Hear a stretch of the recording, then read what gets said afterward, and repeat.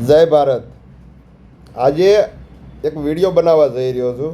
આ વિડીયોની અંદર જે ગુજરાતની અંદર 3 દિવસથી જે વિડીયો વાયરલ થઈ રહ્યો છે માયાભાઈ આહિરનો અને કીર્તિદાન ગઢવીનો, આ વિશે મારે 2 શબ્દ કહેવા છે.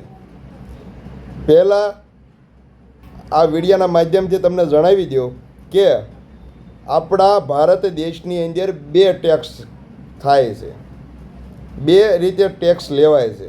તો પહેલો ટેક્સ કઈ રીતે લેવાય? Direct tax. જે ડાયરેક્ટ ટેક્સ લેવામાં આવે એ કેવી રીતે?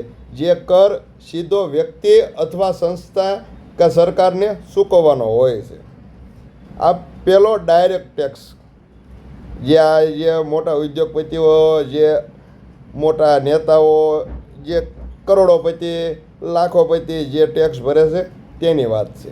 અને બીજો ટેક્સ આવે છે ઇનડાયરેક્ટ ટેક્સ. દાખલા તરીકે આપણે આ જીએસટી, જે આપણા પેટ્રોલ, મોબાઈલ, કોઈ પણ વસ્તુ લેવી તેમાં જે ટેક્સ કપાઈને આવે, આ તે ટેક્સ ઇનડાયરેક્ટ ટેક્સ કહેવામાં આવે છે.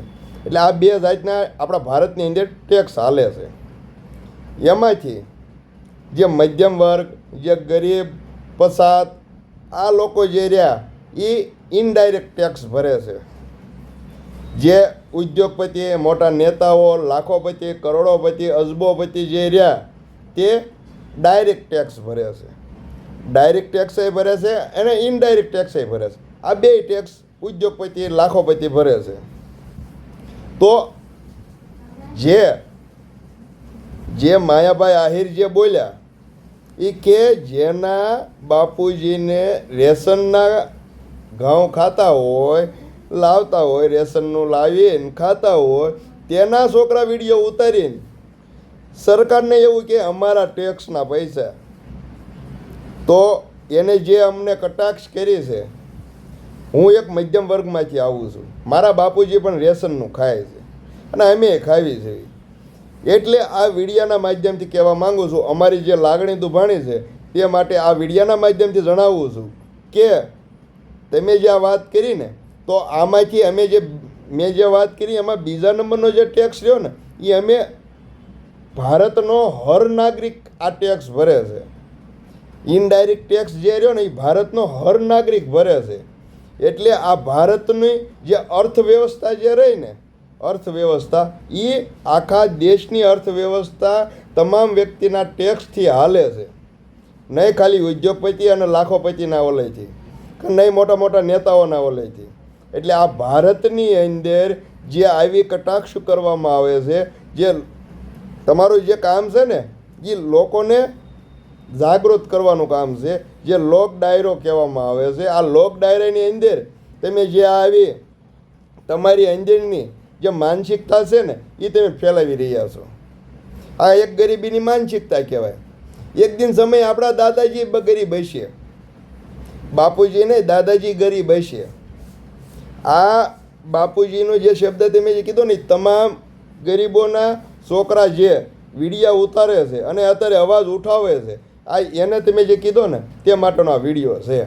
એટલે તમને આ વિડીયાના માધ્યમથી જણાવું છું, કોઈ ગરીબોની લાગણી ન દુભાય ને એવા કામ કરો, એવા લોક સાહિત્યમાં વાતો કરો. અને હવે જે લોક ડાયરા જેવા પહેલાં થતા ને એવા નથી થતા. અત્યારે મોટી મોટી સરકારોની વાહવાહીઓ લેવાની હોય ને એવી વાતો તમે કરો છો. પહેલાં જે લોક ડાયરા થતા ને એ લોકોને સમજાય કે આવા આવા આપણા શૂરવીરો થઈ ગયા, આવા આવા આપણા દેશની અંદર મહાપુરુષો થઈ ગયા, એની વાતો કરતા. અને અત્યારે જે તમે વાતો કરો છો ને ફાકા ફોજદારીની, જેવું હાલે એવું હાલવા દો. આ જે તમે જે કરી રહ્યા છો એમાં ભોળી જનતાને બહુ નુકસાન છે. તમે પહેલાં કોંગ્રેસના ભાષણો કરવા જતા, જ્યારે કોંગ્રેસની કેન્દ્ર સરકાર હતી ત્યારે તમે ભાષણો કરવા જતા, ત્યારે આપણા મોદીજી જે તમારા પરમ ભક્ત અત્યારે થઈ ગયા છે, એ મોદીજીની તમે કેવી કાપતા એ અમને ખબર છે. અમે એ વિડીયો જોયા છે. અને અત્યારે જે તમે એના સમર્થનમાં જે વિડીયો બનાવો છો ને એ અમને ખબર પડે છે આ એના સમર્થનમાં છે. એટલે તમારા પહેલાં ભાષણો સાંભળી લેજો તમે કેવું કેવું બોલ્યા છો. આ સરકાર, આ ભાજપ સરકારની વિરુદ્ધમાં તમે કેવું કેવું બોલ્યા છો ને એ પહેલાં તમે વિચારી લેજો. એમાં મારા બાપુજી નહોતા બોલ્યા અને કોઈના બાપુજી નહોતા બોલ્યા. અને હવે જે બોલે છે ને એ તમામના બાપુજી બોલશે ને તમામના છોકરાએ બોલશે. કેમ કે હવેના લોકોને ખબર પડી ગઈ છે કે આ દેશની અંદર આપણને સંવિધાને એવી સ્વતંત્રતા આપી છે કે તમારો હક અધિકારને ક્યાંય પણ તકલીફ પડતી હોય, નુકસાન થતું હોય તો તમારે અવાજ ઉઠાવો. અને કોઈ બીજાનું થતું હોય ને તોય તમારે અવાજ ઉઠાવો. ખાલી પોતાનો નહીં, બીજાનો થતો હોય ને તોય અવાજ ઉઠાવો. આ સંવિધાને અમને હક અધિકાર આપ્યો છે. જે તમે અત્યારે જે બોલી રહ્યા ને આમાં ગરીબોની લાગણી દુભાણી. રેશનમાં લાવી અને જેના બાપુજી ખાય છે એનો છોકરો મત દેવા આવે ને ત્યારે એક નેતા પેદા થાય છે અને એક સરકાર બને છે. આ રેશન ખાવાવાળાના છોકરાની વાત છે. એટલે જે તમે બોલી રહ્યા છો તે જોઈ વિચારીને બોલવું. આમાં તમને સરકાર વાહ વાહ કરશે પણ આમાં તમારી જે ભોળી જનતા જે તમારા વિડીયો જોઈ અને જે પ્રેરિત થતા હતા એ અત્યારે તમને તમારી હામાં પડે. હું ખુદ તમારા વિડીયો સાંભળું ને તો મને મંદિરથી એમ થાય નહીં માયાભાઈનો જોક્સ સાંભળવી એટલે મજા આવે. પણ આજથી મને એવું થઈ ગયું માયાભાઈના જોક્સ કોઈથી સાંભળવા નહીં. અને મારા એકથી સાંભળવાથી માયાભાઈને રૂવાડું નહીં ખાંડું થાય. અને માયાભાઈને એવું થશે હજી હવેના જે પ્રોગ્રામ થાય છે ને માયાભાઈનો એટલે એવું કહે છે હું જે આ બોલ્યો ને તે અમુક રેશનના ખાવાનો વેત નહોતો ને એ લોકોએ વિડીયો બનાવીને મને સમજાવતા હતા.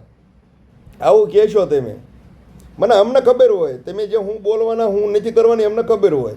કેમ કે હવે તમે એ જ સાપલુષિત કરવાના છો સરકારની. એટલે આ વિડિયાના માધ્યમથી કહેવા માગું છું કે તમે જે ગરીબોની લાગણી દુભાણી છે એની તમે તાત્કાલિક માફી માંગો. પહેલાં આ જે બોલાઈ ગયું છે ને એની માફી માંગો. અને બધાના બાપુજી ટેક્સ ભરે છે, એકના નહીં બધાના. ભારત દેશના હર નાગરિક એક વ્યક્તિ ટેક્સ ભરે છે. એટલે એવું ન સમજવું ખાલી અમે જ તે મોટા મોટા ઉદ્યોગપતિઓ, મોટા મોટા કલાકારો અને મોટા મોટા નેતાઓ જ ટેક્સ ભરે છે એવું ન સમજવું. આવો વેમ હોય ને તો કાઢી નાખો. જો તમારા ટેક્સથી ખાલી દેશ હાલતો હોય તો આ દેશ કેદુનો બરબાદ થઈ ગયો હોય. કેમ કે અડધું તો કાળું નાણું ઘરે પડ્યું હોય ને. એ પૂરો ટેક્સ તો કોઈ ભારતની અંદર પૂરો ટેક્સ તો કોઈ ભરતું નથી. બધાનું લોલમ લોલ હાલે છે. તો જ તે હારી હારી કારો, હારા હારા બંગલા, 500 વીઘા જમીનું ક્યારે થતી હોય. બાપ દાદાની જમીનું તો 50 વીઘા, 60 વીઘા, વધુ 100 વીઘા. તો આ 500 વીઘા જમીનું ક્યાંથી?